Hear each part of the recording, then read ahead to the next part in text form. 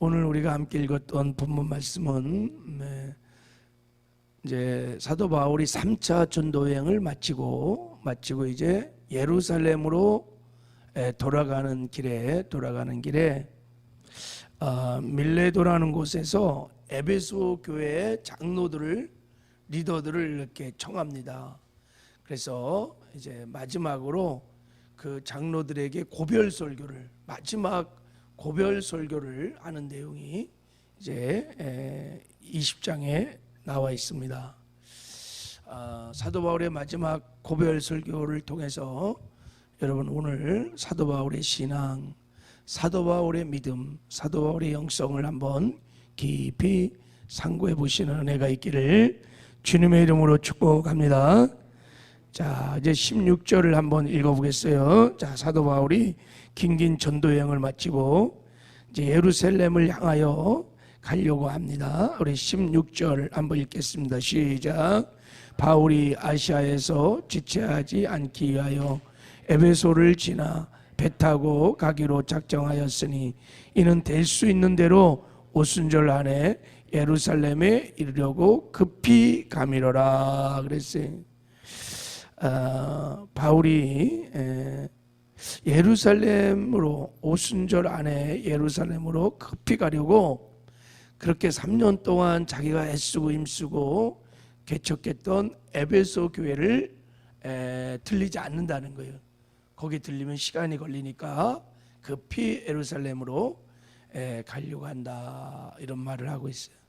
왜 이렇게 급히 예루살렘을 가려고 했냐면 당시 예루살렘에 흉년이 들어서 3차 전도여행 때 사도 바울이 헌금을 모았어요. 이렇게 다 다니면서 헌금을 갖고 있었기 때문에 빨리 전하려고 하는 마음도 있었을 겁니다. 그리고 3차 전도여행 동안에 얼마나 전도를 했는지 또 어떤 교회들이 세워졌는지 뭐 놀라운 역사들이 있었잖아요. 그런 것들을 이제 예루살렘 교회 가서 선교 보고를 이제 오순절 날 이렇게 이르기 전에 하려고 급히 간 것 같습니다.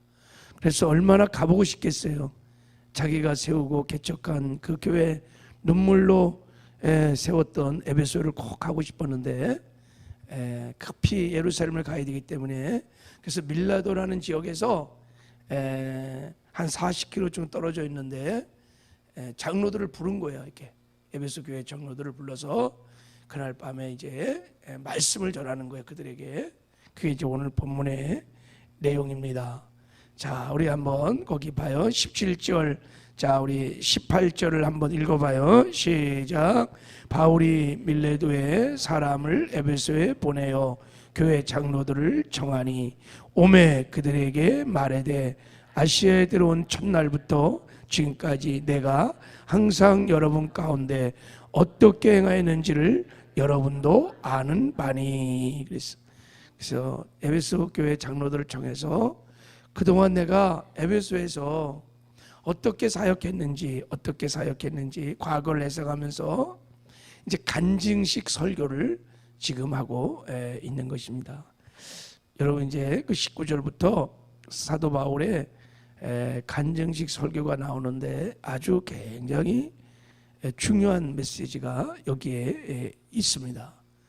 사도 바울이 어떤 사람인지, 어떻게 목회를 했는지, 어떤 믿음을 갖고 영성을 갖고 있었는지가 그의 고백을 통해서 그대로 나와 있습니다.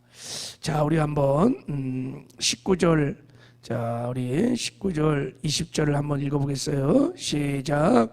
곧 모든 겸손과 눈물이며 유대인의 관계로 말미암아 당한 시험을 참고 주를 섬긴 것과 유익한 것은 무엇인지 공중 앞에서나 각 집에서나 꺼리낌 없이 여러분에게 전하여 가르치고 그랬어요.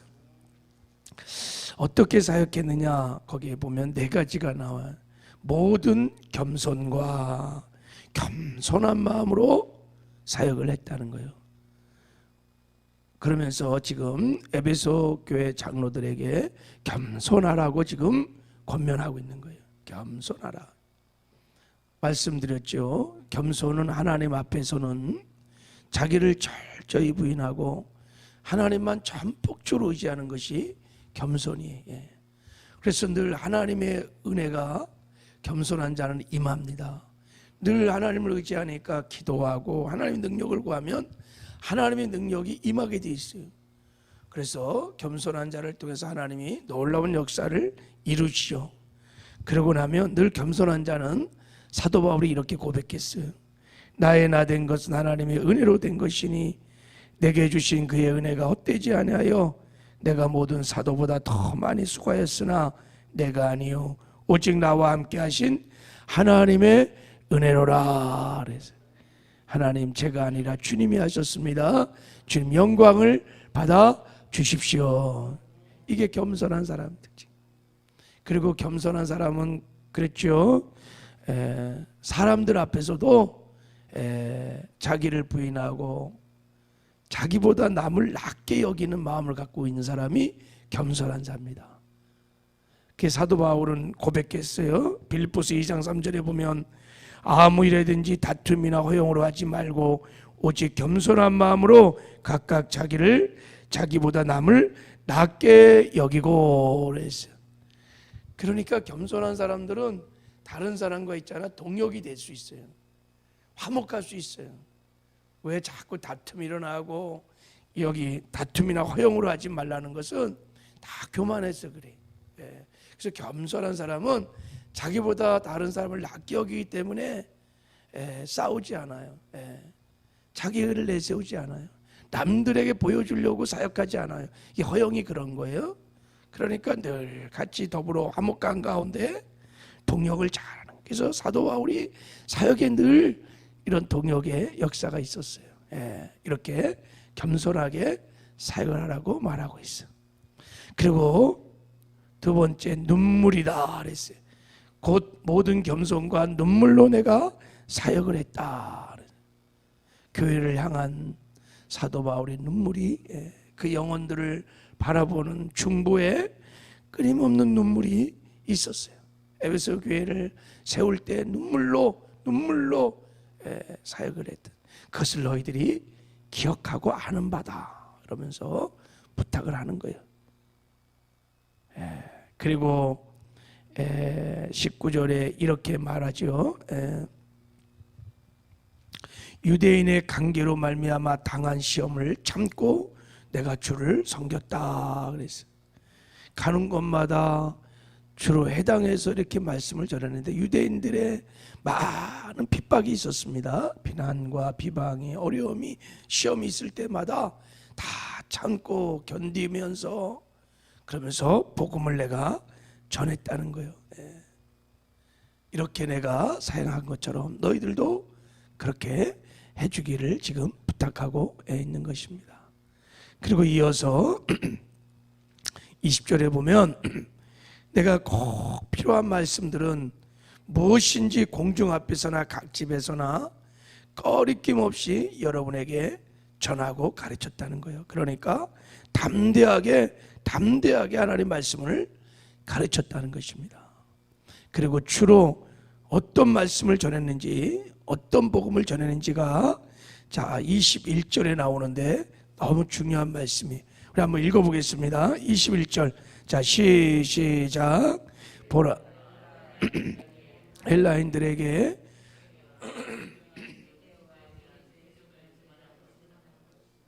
아멘. 유대인과 헬라인들에게 뭐를 전했어요? 하나님께 대한 회개와 또 주 예수 그리스도에 대한 믿음을 사도 바울은 온전한 복음을 전했습니다. 언제나 늘 회개의 메시지와 믿음의 메시지를 전했다는 거예요. 여러분 말씀드렸죠. 이 사도 바울은 구원의 공로와 구원의 조건을 정확하게 알고 있었습니다. 우리가 구원은 100% 하나님의 그 십자가의 피공로로 구원받아요. 전적인 하나님의 은혜인 거예요. 우리 행위로 구원을 받는 것이 아닙니다. 사도 바울은 이것을 잘 알았어요. 그러나 다 이거 하나님께서 베푸시는 은혜의 구원을 받는 건 아니에요. 구원에는 조건이 있어요. 반드시 회개하고 예수를 믿어야 구원을 받을 수 있습니다. 하나님께 대한 회개라는 말이 그런 거예요. 내가 하나님 없이 하나님 무시하고 내가 내 인생의 주인 돼서 내 멋대로 살아갔다는 것이 바로 그게 죄인 거예요. 죄. 그 죄를 돌이키고 회개하고 예수를 주와 그리스도로 믿을 때, 주와 그리스도로 믿을 때 구원을 받게 되는 것입니다. 이 복음을 가는 곳마다 유대인들에게, 헬라인에게 내가 전했다는 거예요. 우리도 이런 메시지를 전해야 될 줄을 믿습니다. 그래서 많은 영혼들이 죽게 돌아오는 정말 구원의 역사, 큰 역사가 일어났습니다. 3차 전도여행 때 얼마나 많은 역사들이 일어나는지, 가는 곳마다 기적의 역사들이 막 일어나고, 에베소 교회들, 고린도 교회들, 데살로니가 교회들이 막 세워지기 시작했어요. 지중해 일대 아시아 지역의 많은 영혼들이 그 3차 전도여행을 통해서, 그리고 하나님의 나라가 힘있게 건설되면서, 그리고 사도 바울이 편지를 통해서 이 신약 성경을 쓰는 자그마치 13권의 신약 성경을 썼습니다. 엄청난 사역의 열매들이 맺혀진 거예요. 그가 이렇게 겸손하게 눈물의 중보 기도로, 그리고 핍박과 시험을 이겨가면서 담대하게 복음을 증거할 때 놀라운 역사가 일어났습니다. 어떻게 이렇게 아름다운 삶을, 이렇게 정말 어마어마한 사역들을 할 수 있었을까? 저는 어제 이 말씀 묵상하면서 제가 큰 애 받은 게 22절이에요. 22절 우리 한번 23절을 한번 읽어보도록 하겠습니다. 자, 시작. 보라, 이제 매어 예루살렘으로 가는데 거기서 무슨 일을 당할지 알지 못하노라. 오직 성령이 각 성에서 내게 증언하여 결박과 환난이 나를 기다린다 하시나. 자, 이 신앙의 고백을 보면요, 보라, 이제 나는 성령에 매여 예루살렘으로 간다는 거예요. 근데 성령께서 예루살렘에 가면 너 3차 전도여행 잘했으니까 칭찬하고 격려하고 뭐 환영하고 그런 게 아니라, 그 예루살렘에 가면 결박을 당하고 환난이 있다는 거예요. 그래서 알면서도 불구하고 지금 예루살렘으로 간다는 거예요, 지금요. 자, 근데 여기 보면, 자, 성령에 매여 일어나 말이에요. 내가 성령에 매여. 그리고 23절에 오직 성령으로, 오직 성령으로. 여기서 여러분 성령에 매여 이런 말이 성령에 사로잡혀 이런 뜻이에요. 성령에 사로잡혀, 성령에 사로잡혀 내가 지금 예루살렘으로 간다는 거예요. 거기가 죽을 자리인 줄 알면서도, 그럼에도 불구하고 나는 지금 성령에 매여 간다는 거예요. 내가 달려갈 길과 주 예수께 받은 사명 곧 하나님의 은혜의 복음을 증한 일을 마치려 하면은 나의 생명조차 조금도 귀한 것으로 여기지 아니하노라. 성령에 사로잡혀, 결국은 성령에 사로잡혀 성령의 이끌림을 받고 성령의 인도함을 받고 성령과 동행하며 예루살렘에 가요. 거기서 체포당합니다. 그리고 그가 그토록 가고 싶었던 로마를 죄인의 신분으로 가서 결국은 로마에서 순교를 당합니다. 이게 마지막 이제 예루살렘 방문이었어요. 야, 여러분, 여기 보면 성령에 사로잡혀 살았던 사도 바울, 제가 보기에는 사도 바울이 이렇게 아름다운 삶을 살았던 비결, 그것은 그가 늘 성령에 사로잡혀 살았기 때문인 줄 믿습니다. 이런 맥락으로 사도 바울의 그 간증처럼 우리가 사도 바울의 삶을 이렇게 보면요, 사도 바울은 늘 성령에 매여서 살았습니다. 다메섹 도상에서 예수님 만난 이후에 180도 그의 삶이 변했죠. 그리고 성령에 사로잡혀 아라비아 광야에서 3년 동안 연단을 받습니다. 그리고 안디옥 교회 부목사로 들어가서 사역하다가 성령에 사로잡혀 2차 전도여행을 시작합니다. 그것도 성령께서 말씀하셨어. 또 2차 전도여행 때 아시아에 가서 복음을 막 전하려고 그러는데 하나님께서 마케도냐로 다 인도할 때 성령에 사로잡혀 그가 글로 가는 거예요. 오늘도 3차 전도여행도 다 성령에 사로잡혀 성령과 함께 그 사역을 하다가 예루살렘에 가면 죽는다는 것을 알고 있으면서도 성령에 사로잡혀 갑니다. 성령에 사로잡혀 로마에 가서도 그 감옥에서도 복음을 전하고, 그리고 마지막 임종 직전에 사도 바울이 이렇게 고백합니다. 전제와 같이 내가 벌써 부어지고 나의 떠날 시각이 가까웠도다. 나는 선한 싸움을 싸우고 나의 달려갈 길을 마치고 믿음을 지켰으니 이제후로는 나를 위하여 의의 면류관이 예비되었으므로 주 곧 의로우신 재판장이 그날에 내게 주실 것이며 내게만 아니라 주의 나타나심을 사모하는 모든 자에게 도니라. 그래서 이제 임종을 앞두고 알았던 것 같아요. 자기가 이제 천국 갈 거를요 알았어요. 그리고 디모데에게 편지를 쓰는 거예요. 내가 이제 나의 떠날 시간이 가까웠다. 하나님이 다 말씀하실 거예요. 그러면서 고백하는 거예요. 내가 지금까지 믿음의 선한 싸움을 싸우고 달려갈 길을 다 달고 믿음을 지켰다. 이제 장차 의에 하나님께서 나에게 의의 면류관을 준비하시고 나를 기다리고 계신다. 야, 내가 죽게 가면 하나님께서 나에게 칭찬과 상급과 면류관을 줄 것이다 하면서 천국을 사모하며 마지막 생애를 정리합니다. 야, 너무 아름답지 않습니까? 너무 귀하지 않습니까? 순교의 반열에 결국은 들어갑니다. 이렇게 정말 엄청난 영향을 미치면서 귀한 사역을 하면서 마지막 순교의 반열에 들어가는 아름다운 삶을 살 수 있었던 비결이 뭘까? 저는 오늘 22절에 성령에 매여, 성령에 사로잡혀, 그래서 이렇게 아름답고 복된 삶을 산 줄 믿습니다. 여러분은 무엇에 사로잡혀 사십니까? 이 땅에 사는 동안에 사도 바울처럼 성령에 사로잡혀 사시기를 주님의 이름으로 축복합니다. 그럼 늘 성령의 충만함을 구하셔야 돼요. 성령 충만하셔야 돼요. 여러분, 성령 충만하다는 것은 성령을 많이 소유한다는 것이 아니에요.